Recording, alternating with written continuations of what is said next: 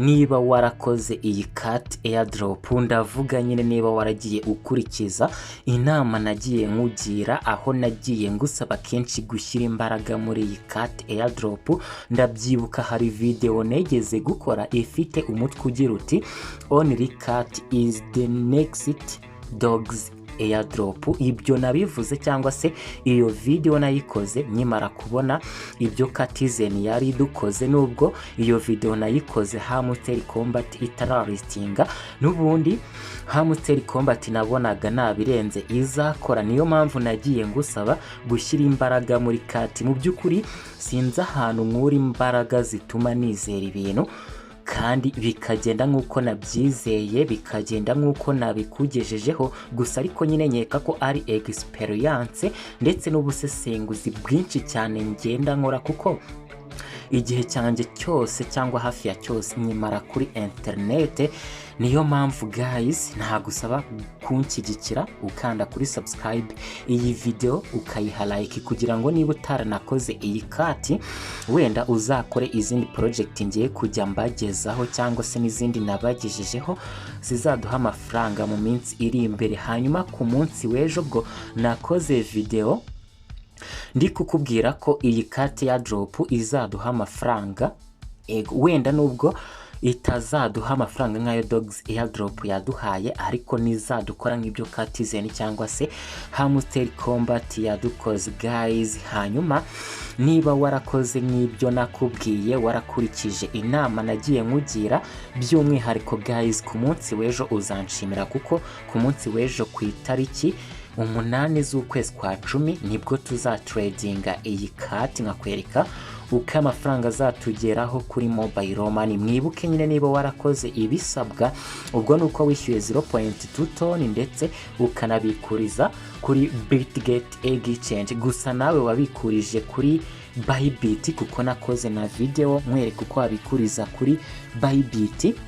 Wenda ntago cat zawe zirakugeraho, ariko twebwe twabikurije kuri Bitget wallet, kuri Bitget exchange.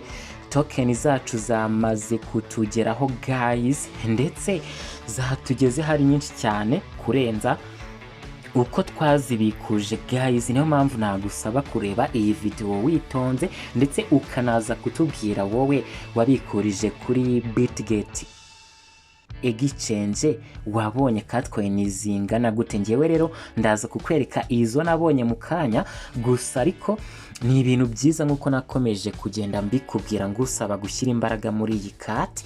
Ndi kubona mu byukuri ibyo nababwiye ari byo biri kuba, gusa utumva mvuga ibi, mvuga ko nyine cat zaducurangira umuziki mwiza ugatangira kubyina mbere yawo.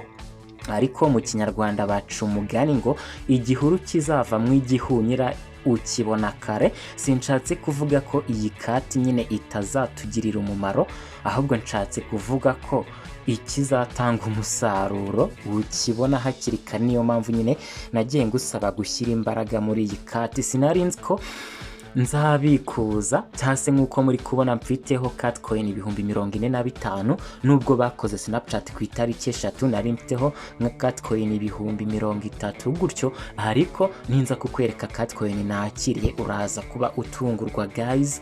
Hanyuma reka nze hano kuri airdrop. Ninza kuri airdrop uri kubona ko bari kumbwira ko cat zanjye nabikuje zikiri pending, ariko wenda reka nze nka hano kuri Bitget exchange. Hanyuma nze hano kuri asset, nimara kuza kuri asset ndahita nza hano kuri spot. Nawe nyine niho waza kunyura ukareba catcoin zawe. Uri kubona ko mfiteho catcoin 239,463. Ibi nabanje kubyibazaho, nkeka ko wenda baba barakoze mass calculation bagakora cyase bagakora bakarondesa nyine, wenda nkeka ko naba nabonye cat 239, ariko siko bimeze, kuko izi ni catcoin 239,463 bitandukanye cyane ndetse bihabanye cyane na catcoin mfiteho hano nakweretse 45,000 guys. Hanyuma muzi ko nyine bari batubwiye ko abantu 200,000 ba mbere turi bubikurize kuri Bitget exchange bari buduhe extra cat coin 30,000. wenda narenze ko ndibuze kubona nk'ibihumbi 50 ariko byanunguye guys, byanunguye. iyi cat airdrop iri strong, ndetse nge nari navuze ko izaduha amafaranga, wenda nubwo idashobora kuzaduha amafaranga nk'ayo Dogs airdrop yaduhaye, ariko ndi kubona izaduha amafaranga kurenza nayo Dogs airdrop yaduhaye, kuko nyine hari na season 2, hari na season 2 tuzakora, hari season ya 2 tuzakora.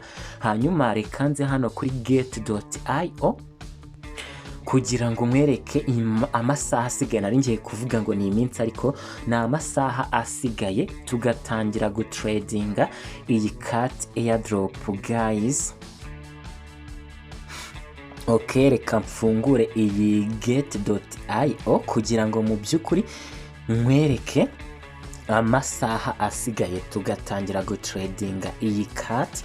amafaranga akatugeraho kuri mobile money nk'uko nzaba mabaye ku munsi w'ejo hagati ya saa 6 na saa 7 ku itariki 8 z'ukwezi kwa 10. hagati ya saa 6 na saa 7 nzakora video update ndi kukwereka uko uzatradinga iyi cat.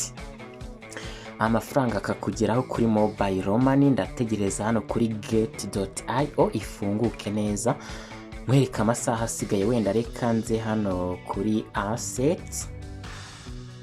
ninza kuri asset ndabizi neza, ndagaruka hano kuri trade kugira ngo nyine mwereke ko hasigaye amasaha 13 cyangwa se amasaha 12 n'iminota 52. ni amasaha nyine 13, kuko niba ubu turi saa 5 n'iminota 7 byumvikane ko ku munsi w'ejo ku isaha ya saa 5 saa 6 gutyo nibwo hazaba hariho uburyo butwemerera gutradinga iyi cat.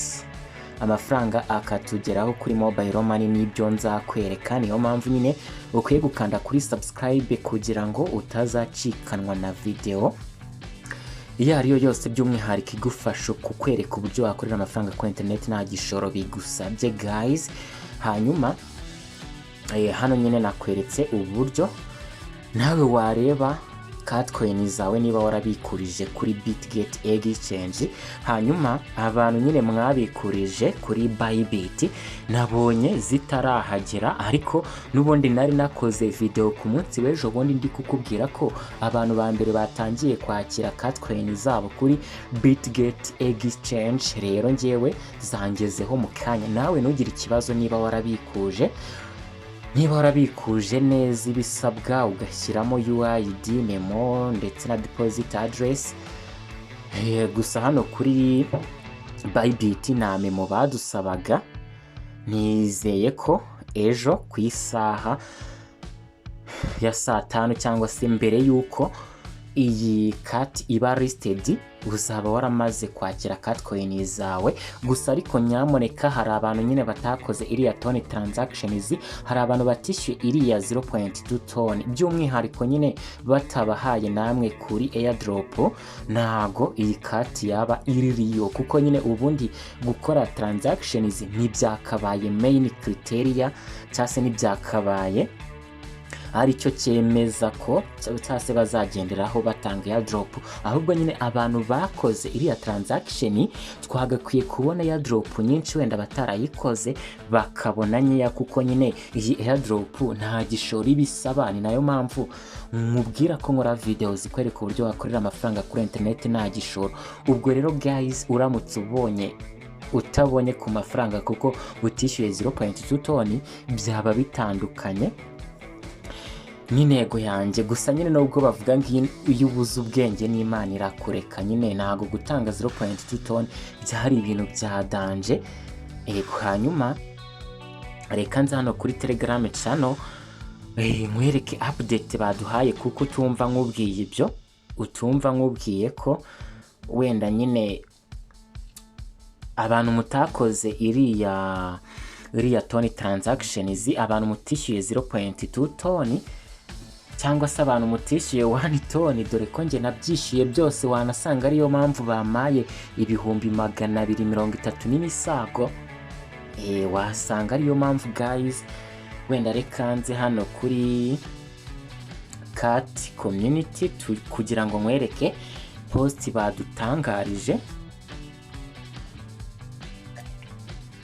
Uri kubona ko batangiye bagira bati all cat tomorrow, bishatse kuvuga ko nyine wenda ejo aribwo bazaristinga iyi cat coin tukayitradinga, ndetse nawe utarabikuje ariko uri eligible, nakubwiye ko uzabikuriza kuri Nani wallet nyuma y'iminsi 2. Ubwo iyi cat izaba imaze kuba listed nyine uzategereza iminsi 2 kugira ngo ubikuze. Ubwo no kuvuga ko uzabikuza ku itariki 10.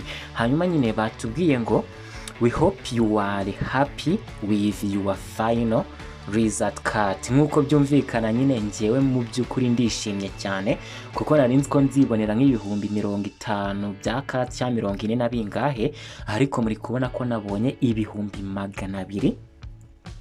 Bakatubwira ngo airdrop balances are already showing on some partner exchanges and some they will be available on all platforms. As promised, we have made it clear that cat reward those who truly support the project, not just those who clicking around.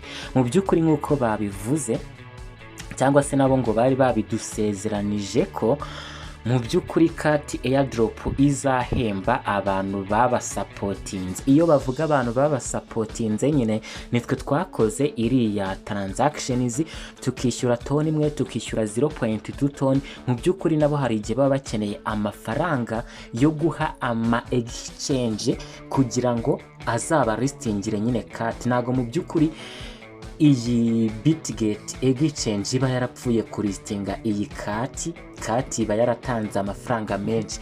Niyo mpamvu nabo bagenda badusaba amafaranga, ariko nyine ukapayinga attention kuko nago upfa gutanga amafaranga ahantu hariho hose ubonye. Ni ngombwa ko utanga amafaranga kuri project wizeye. Ngewe rero iyi cat nari nyizeye kuko nakubwiye ko iyi cat airdrop ari umuvandimwe wa dogs airdrop. None uri kubona ko mu by'ukuri byo nakubwiye nawe uri kugenda ubibona. Hanyuma uri kubona ko nyine cat izahemba mu by'ukuri neza abantu baba supportinze. Nibyo narindi gukomozaho nkubwira, ntago mu by'ukuri izahemba abantu bagiye bagaklika gusa ntibakore transactions.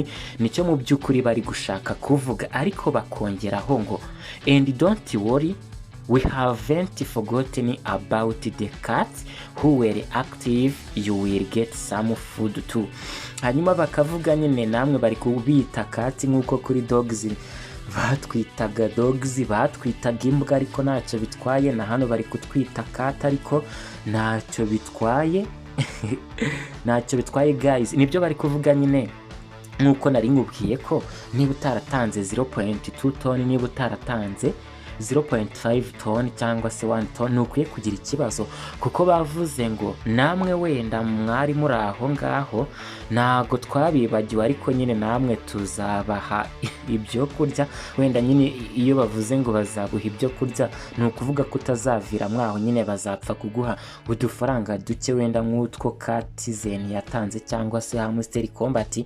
Ntago mbizi, reka dutegereze tuzarebe. Hanyuma bakomeje bavuga ngo remember TGE isn't end, it's just the beginning. Ngira ngo nkuko byumvikana nyine bafite season ya 2, no mpamvu bari kutubwira ngo TGE isn't the end cyangwa se token generation event nagirangiye, ahubwo iri ni itangiriro. Hanyuma in 2 days one of the biggest update will go live. We will open the door to exclusive cat PFPs that will represent your unique new in this new digital era where your digital life is just as important as your real one. Hanyuma nyine icyo bari gushaka kuvuga nuko nyuma y'iminsi 2 bazaduha update. Wenda wasanga iyo update bazaduha ariyo kubwira abantu batabikurije nyine kuri ziriya exchange, abantu mutazifiteho uburenganzira wenda mukoresha na Studio wallet, nibwo muzatangira kubikuza. Ubwo wenda byumvikane ko n'abantu wenda batakoze iriya transactions, abantu mutishyuye toni, wenda namwe bazabaha amahirwe mubikuzeho catcoin mufite.